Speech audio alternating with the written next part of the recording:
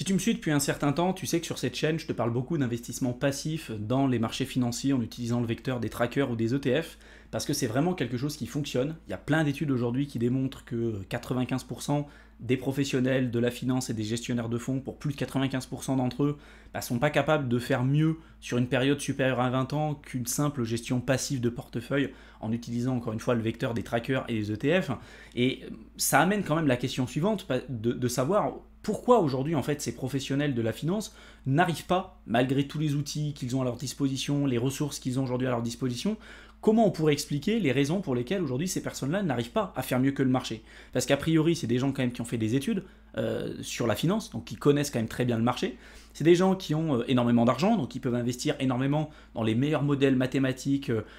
prédictifs à leur disposition, les meilleurs modèles statistiques, les meilleurs aujourd'hui algorithmes d'intelligence artificielle, dans les meilleurs analystes pour aider les gestionnaires de fonds à déterminer les meilleurs moments pour pouvoir rentrer, sortir du marché, analyser les meilleures entreprises, etc., etc. Et on se rend compte que malgré tout ça, malgré tous les moyens mis à disposition, c'est des gens, pour plus de 95% d'entre eux, qui ne sont pas capables de faire mieux qu'une simple gestion passive en investissant via des trackers ou des ETF, par exemple un simple S&P 500 ou MSCI World, comme je te l'ai déjà présenté à plusieurs reprises. Donc dans cette vidéo, on va vraiment se focaliser précisément sur ce sujet et on va essayer de mettre le doigt et de mettre l'accent sur le ou les raisons qui pourraient expliquer la sous-performance durable des professionnels de la finance sur les marchés financiers. Donc tout ce que je te présente là ici dans cette vidéo, c'est issu de ce papier de recherche là que je te mets à l'écran. Je te mettrai le lien également aussi dans la barre d'infos si comme d'habitude tu veux retourner aux sources ou croiser les informations, bien évidemment ça sera possible. Donc rapidement quand même pour te représenter le contexte, on sait que la stratégie du lazy investing ça correspond à l'investissement paresseux, si tu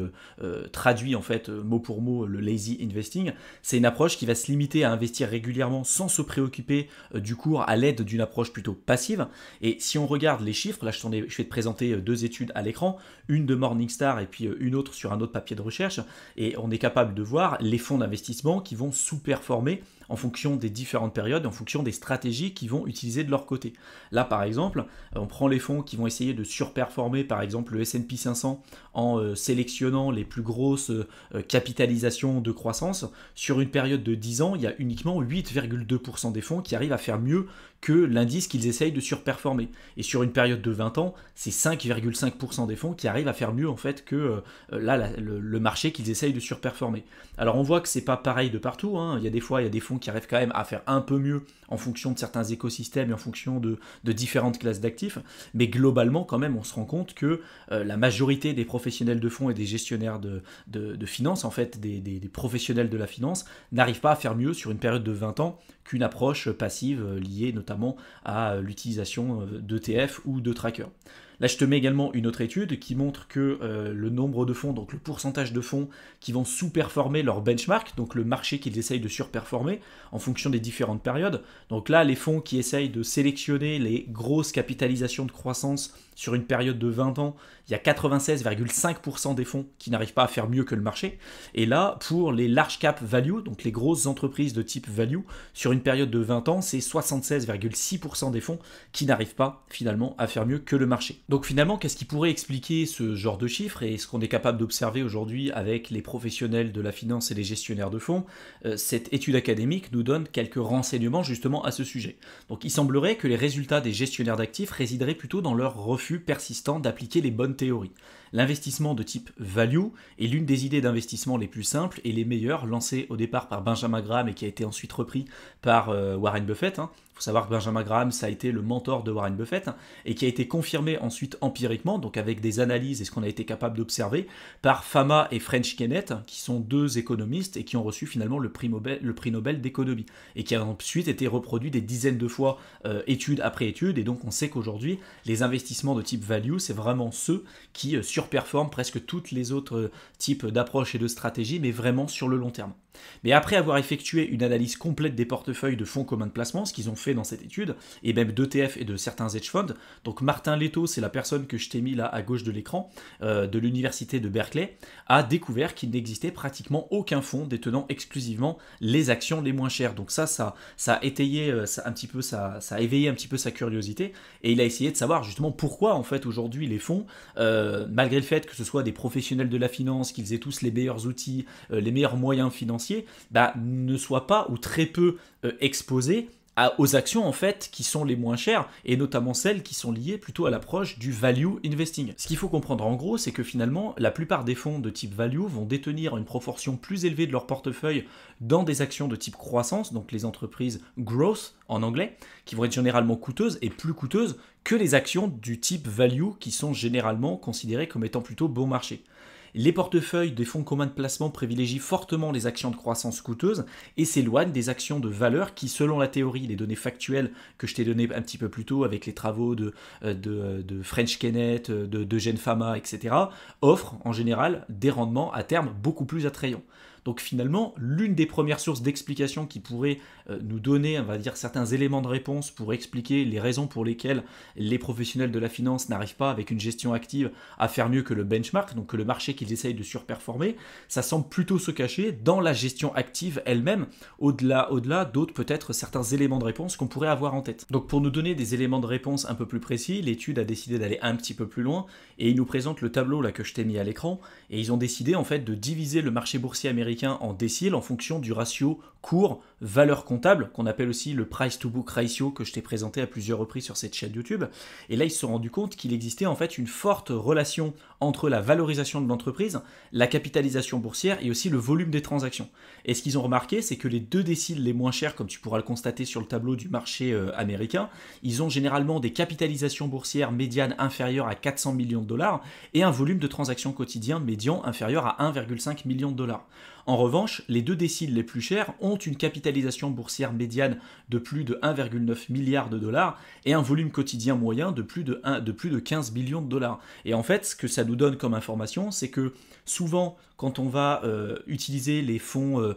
communs de placement ou les OPCVM, les professionnels de la finance, eux, leur objectif, c'est à la fois d'avoir des performances, on va dire, importantes et significatives, mais aussi de gérer le risque. Et donc, souvent, c'est des personnes qui vont plutôt s'orienter vers des grosses boîtes, des grosses structures, quitte à avoir peut-être même des performances un petit peu plus faibles, parce que un investisseur, ou en tout cas des personnes qui leur font confiance, pourront peut-être pardonner ces gestionnaires de fonds si jamais ils n'ont peut-être pas les résultats escomptés. Par contre, si jamais ils perdent beaucoup d'argent, ça peut faire quand même plutôt mal au niveau de la notoriété de ce fonds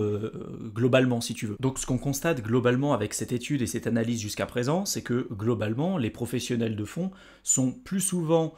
surexposés à des grosses boîtes, des grosses entreprises parce qu'elles vont être déjà fortement valorisées, une forte capitalisation boursière avec un fort volume de transactions, donc quitte à avoir des performances peut-être un petit peu plus faibles, mais ils vont également aussi être sous-exposés à peut-être des boîtes de type value, des small cap, qui pourraient certes représenter un risque plus important sur le court terme, mais sur le long terme, on sait que les entreprises value fonctionnent quand même très très bien, mais que vu que ce sont des petites boîtes avec une petite valorisation, une petite capitalisation boursière et surtout des volumes de transactions relativement faibles, ça n'incite pas en fait ces professionnels de fonds à aller dans ce genre en fait d'alternative. Donc là, c'est ce que je t'ai mis à l'écran, hein. Les actions les moins chères sont disproportionnellement petites en termes de taille et de volume. Ça signifie qu'un gestionnaire actif cherchant à choisir les meilleures petites entreprises serait bloqué par rapport à l'argent géré sous peine d'avoir un impact trop important sur le prix et donc sur le risque pour sa gestion de portefeuille et pour ses clients. Donc par exemple, et il donne un détail beaucoup plus approfondi dans ce papier de recherche, mais par exemple, si un fonds de gestion était amené à choisir les 40 meilleurs des small caps qui étaient disponibles sur le marché, donc les petites capitalisations, ça empêcherait ce fonds et ce gestionnaire de gérer plus de 200 millions de dollars. Et tu sais qu'aujourd'hui, l'intérêt des fonds, c'est de gérer, enfin des professionnels de la finance, c'est de gérer quand même beaucoup d'argent, quitte à prendre des risques qui sont un petit peu plus faibles, mais forcément, eux, leur objectif, c'est ils sont rémunérés non pas à la performance, il y en a très peu qui sont rémunérés à la performance, mais ils sont rémunérés par rapport aux frais de gestion en fait qu'ils vont prendre à leurs clients. Donc plus ils vont avoir un montant d'argent d'actifs sous gestion qui va être important, plus en termes de frais ça va être significatif pour eux. C'est pas la même chose de gagner 2% sur 1000 euros que 2% sur 3 milliards, tu vois, je pense que tu l'as compris. Et c'est ça en fait l'intérêt des professionnels de la finance. Avec 200 actions les moins chères, donc si on fait le même calcul avec le détail qui est encore expliqué dans le papier de recherche, si on choisit les 200 actions les moins chères, le gestionnaire ne pourrait pas dépasser 1 milliard de dollars d'actifs sous gestion. Donc tu vois, en fait, ça les bute et ça peut les bloquer dans la manière dont ils vont gérer le portefeuille et surtout la manière dont ils vont décider de se rémunérer. La quantité d'actifs sous gestion est très liée à l'argent que le gestionnaire peut gagner avec les frais, donc il n'a pas d'intérêt à se mettre une limite là-dessus. Toutefois, les plus petits fonds peuvent avoir plus de possibilités d'investissement que les gros. Et c'est là en fait où on va avoir peut-être des fois certains petits fonds d'investissement qui vont à un moment donné surperformer les gros parce qu'ils vont être ouverts à peut-être beaucoup plus de possibilités auxquelles les gros aujourd'hui vont avoir des portes qui vont se fermer. Parce que si tu gères 10 milliards ou 100 milliards d'actifs sous gestion, bah, tu vas pas prendre du tout les mêmes risques, tu vas pas gérer le portefeuille de la même manière et tu vas pas décider de placer ton capital sur des small caps parce que tu vas avoir un impact hyper important sur le prix. Et à l'inverse, quand tu vas être une petite structure, un petit fonds d'investissement, alors quand je dis petit fonds, on est d'accord, hein, ça peut être 50 millions, 100 millions, voire 200 millions, bah, tu vas peut-être t'ouvrir à d'autres possibilités. Et donc peut-être offrir des performances plus élevées que des gros fonds parce que tu vas investir dans des small caps de type value, etc. etc. Et c'est ce qui est représenté justement sur l'image là que je t'ai représentée à l'écran. Bien évidemment, au-delà de ça, on pourrait trouver d'autres explications qui pourraient expliquer d'une certaine manière les sous-performances de ces professionnels et ces gestionnaires actifs dans la finance par rapport au marché qu'ils essayent de surperformer ou par rapport à une approche toute simple de lazy investing par plusieurs biais différents. Premièrement, c'est les contraintes réglementaires et juridiques. Quand on gère plusieurs milliards, on n'a pas du tout les mêmes contraintes réglementaires et juridiques quand on investit en plus de ça en tant que particulier. Donc ça peut fermer les portes et ça peut contraindre les professionnels de la finance à se fermer certaines possibilités auxquelles nous, on pourrait potentiellement avoir le droit en tant que particulier. Et puis également aussi, il faut savoir que quand on gère de l'argent, quand on a des clients qui vont déposer de l'argent dans des gestionnaires actifs, il y en a beaucoup qui ne peuvent pas comprendre que des fois, la meilleure chose à faire, c'est de ne rien faire du tout. Il y a certains gestionnaires comme Howard Marks par exemple, qui eux ont expliqué dans leur bouquin l'analyse des cycles qu'ils pouvaient passer des fois 10 ans, 15 ans à rien faire sur leur portefeuille parce que c'est pas le moment de faire des choses en fait. Il y a des moments où il faut rien faire sur le marché. Mais quand on est un gestionnaire de fonds, expliquer à des particuliers, voire même à certains clients que pendant 15 ans ils font rien et qu'ils continuent de prélever en fait de l'argent pour de la gestion en fait de portefeuille, ça a quand même difficilement ça passe quand même difficilement dans la tête de beaucoup de particuliers et même dans la tête de beaucoup de clients, parce que pourquoi on serait amené à payer des fois même un premium et des gestionnaires de fonds à coût de 2 ou 3% annualisés si derrière pendant 15 ans cette personne-là fait rien du tout. Peut-être qu'en effet c'est la meilleure chose à faire, c'est de ne rien faire, mais derrière c'est compliqué de justifier ce prix-là auprès des clients si on leur dit bah, pendant 15 ans je fais rien. Le mec il va dire bah, moi je récupère mon argent, le client il va dire je récupère mon argent, je vais faire rien moi aussi de mon côté pendant 15 ans. Donc des fois ça incite et ça oblige les gestionnaires de fonds à faire semblant en fait de faire des choses, de faire des achats, des ventes, de montrer qu'ils font de la gestion active, quitte à se bousiller en fait les performances parce que derrière il y a des clients qui leur demandent